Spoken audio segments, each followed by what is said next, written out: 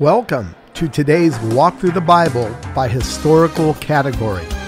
We have 7 categories with 1 chapter each per day. This will take us through the Bible in less than 9 months. This English Standard Version of the Bible is being read by my favorite Christian voice, Max McLean.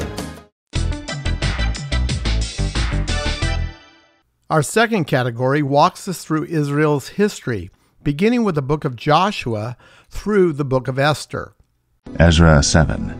Now after this, in the reign of Artaxerxes king of Persia, Ezra the son of Seraiah, son of Azariah, son of Hilkiah, son of Shallum, son of Zadok, son of Ahitub, son of Amariah, son of Azariah, son of Meraioth, son of Zerahiah, son of Uzai, son of Bukai, son of Abishua, son of Phinehas, son of Eleazar, son of Aaron, the chief priest. This Ezra went up from Babylonia. He was a scribe skilled in the law of Moses that the Lord, the God of Israel, had given. And the king granted him all that he asked, for the hand of the Lord his God was on him. And there went up also to Jerusalem in the 7th year of Artaxerxes the king some of the people of Israel, and some of the priests and Levites, the singers and gatekeepers and the temple servants. And he came to Jerusalem in the 5th month, which was in the 7th year of the king. For on the 1st day of the 1st month he began to go up from Babylonia. And on the 1st day of the 5th month he came to Jerusalem, for the good hand of his God was on him. For Ezra had set his heart to study the law of the Lord, and to do it, and to teach his statutes and rules in Israel. This is a copy of the letter that King Artaxerxes gave to Ezra the priest, the scribe, a man learned in matters of the commandments of the Lord and his statutes for Israel. Artaxerxes, king of kings, to Ezra the priest, the scribe of the law of the God of heaven, peace. And now I make a decree that any one of the people of Israel, or their priests or Levites in my kingdom, who freely offers to go to Jerusalem, may go with you. For you are sent by the king and his 7 counselors to make inquiries about Judah and Jerusalem according to the law of your God which is in your hand, and also to carry the silver and gold that the king and his counselors have freely offered to the God of Israel, whose dwelling is in Jerusalem, with all the silver and gold that you shall find in the whole province of Babylonia, and with the freewill offerings of the people and the priests, vowed willingly for the house of their God that is in Jerusalem. With this money then you shall with all diligence buy bulls, rams, and lambs, with their grain offerings and their drink offerings, and you shall offer them on the altar of the house of your God that is in Jerusalem. Whatever seems good to you and your brothers to do with the rest of the silver and gold you may do according to the will of your God. The vessels that have been given you for the service of the house of your God you shall deliver before the God of Jerusalem. And whatever else is required for the house of your God, which it falls to you to provide, you may provide it out of the king's treasury. And I, Artaxerxes the king, may decree to all the treasurers in the province beyond the river, whatever Ezra the priest, the scribe of the law of the God of heaven, requires of you, let it be done with all diligence, up to 100 talents of silver, 100 cores of wheat, 100 baths of wine, 100 baths of oil, and salt without prescribing how much. Whatever is decreed by the God of heaven, let it be done in full for the house of the God of heaven, lest his wrath be against the realm of the king and his sons. We also notify you that it shall not be lawful to impose tribute, custom, or toll on any one of the priests, the Levites, the singers, the doorkeepers, the temple servants, or other servants of this house of God. And you, Ezra, according to the wisdom of your God that is in your hand, appoint magistrates and judges who may judge all the people in the province beyond the river, all such as know the laws of your God. And those who do not know them you shall teach. Whoever will not obey the law of your God and the law of the king, let judgment be strictly executed on him, whether for death, or for banishment, or for confiscation of his goods, or for imprisonment.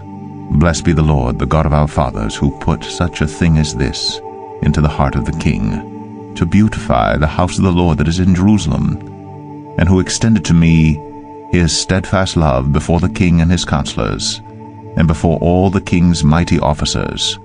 I took courage, for the hand of the Lord my God was on me, and I gathered leading men from Israel to go up with me. Our third category captures the sad reality of Israel's fall, beginning with the prophet Isaiah and continuing through the last book of the Old Testament, Malachi. We see how God sent Israel prophets to call her back through repentance, yet foretelling of their imminent collapse as a nation, yet giving them hope for the distant future when they would eventually be restored and they finally would realize the fulfillment of all God's promises to them in the coming millennial kingdom. Nahum 2. The scatterer has come up against you. Man the ramparts, watch the road, dress for battle, collect all your strength. For the Lord is restoring the majesty of Jacob as the majesty of Israel, for plunderers have plundered them and ruined their branches. The shield of his mighty men is red, his soldiers are clothed in scarlet, the chariots come with flashing metal on the day he musters them, the cypress spears are brandished, the chariots race madly through the streets, they rush to and fro through the squares, they gleam like torches, they dart like lightning, he remembers his officers, they stumble as they go. They hasten to the wall, the siege tower is set up, the river gates are opened, the palace melts away, its mistress is stripped, she is carried off, her slave girls lamenting, moaning like doves, and beating their breasts. Nineveh is like a pool whose waters run away. Halt, halt, they cry, but none turns back. Plunder the silver, plunder the gold. There is no end of the treasure or of the wealth of all precious things. Desolate, desolation and ruin. Hearts melt, and knees tremble. Anguish is in all loins. All faces grow pale. Where is the lion's den, the feeding place of the young lions, where the lion and lioness went, where his cubs were with none to disturb? The lion tore enough for his cubs and strangled prey for his lionesses. He filled his caves with prey and his dens with torn flesh. Behold, I am against you, declares the Lord of hosts, and I will burn your chariots in smoke, and the sword shall devour your young lions. I will cut off your prey from the earth, and the voice of your messengers shall no longer be heard. Our fourth category encompasses the books of the Old Testament known as the wisdom literature. These books include Job and Psalms, Proverbs, Ecclesiastes, and the Song of Solomon. Proverbs 31. The words of King Lemuel, an oracle that his mother taught him. What are you doing, my son? What are you doing, son of my womb? What are you doing, son of my vows? Do not give your strength to women, your ways to those who destroy kings. It is not for kings, O Lemuel, it is not for kings to drink wine, or for rulers to take strong drink, lest they drink and forget what has been decreed, and pervert the rights of all the afflicted. Give strong drink to the one who is perishing, and wine to those in bitter distress. Let them drink and forget their poverty, and remember their misery no more. Open your mouth for the mute, for the rights of all who are destitute. Open your mouth, judge righteously, defend the rights of the poor and needy. An excellent wife who can find? She is far more precious than jewels. The heart of her husband trusts in her, and he will have no lack of gain. She does him good, and not harm, all the days of her life. She seeks wool and flax and works with willing hands. She is like the ships of the merchant. She brings her food from afar. She rises while it is yet night and provides food for her household and portions for her maidens. She considers a field and buys it. With the fruit of her hands she plants a vineyard. She dresses herself with strength and makes her arms strong. She perceives that her merchandise is profitable. Her lamp does not go out at night. She puts her hands to the distaff, and her hands hold the spindle. She opens her hand to the poor, and reaches out her hands to the needy. She is not afraid of snow for her household, for all her household are clothed in scarlet. She makes bed coverings for herself. Her clothing is fine linen and purple. Her husband is known in the gates when he sits among the elders of the land. She makes linen garments and sells them. She delivers sashes to the merchant.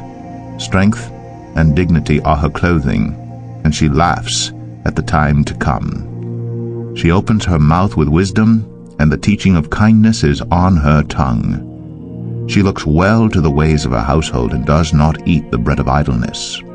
Her children rise up and call her blessed, her husband also, and he praises her.